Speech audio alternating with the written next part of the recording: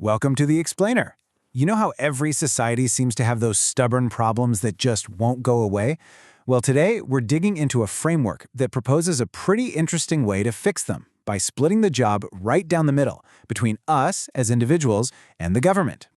So let's just dive right in with the big question our source text tackles. How do we actually solve these nagging, harmful issues?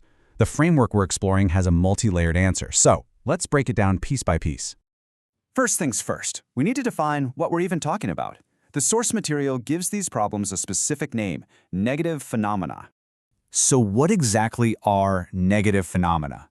Well, think of them as these widespread, toxic behaviors that kind of weaken society from the inside out. They're persistent, they're damaging, and, here's the key part, according to this framework, you need a team effort to get rid of them. Okay, so this framework splits the solution into two big spheres of influence. And first up is us, the role of the individual. So what's in our personal toolkit? The source lays out a few key actions. First, there's the baseline, just practice respect in general. Second, get a bit more active, expose the negative behavior when you see it. And then it takes a really interesting turn with two other strategies. You're told to completely ignore the act itself and to pray for its removal. It's this fascinating mix of social action and deeply personal conviction. And check this out, the text really doubles down on those last 2 points. It says for individuals, the best solution is this combination of complete ignorance and prayer. The idea here seems to be that by refusing to give a negative act your attention and by turning to faith, you essentially starve it of its power, at least on a personal level. Okay, so that's our side of the street. Now let's flip over to the second sphere, the government's mandate. The government's toolkit, as you can see, is, well, it's a whole different ballgame. The approach here is way more direct and authoritative. We're talking forceful confrontation, implementing new laws to enforce respect, and having a mandate to actually help citizens like us expose wrongdoing.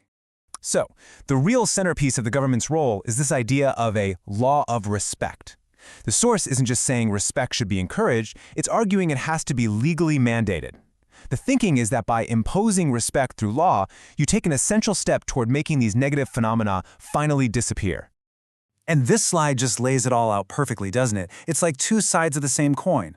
On one hand, you have the individual's role. It's mostly passive, social, and moral. On the other hand, the government's role is active, legal, and focused on the big picture, the societal structure. They're two totally different but complementary sets of responsibilities, and they're meant to work in tandem.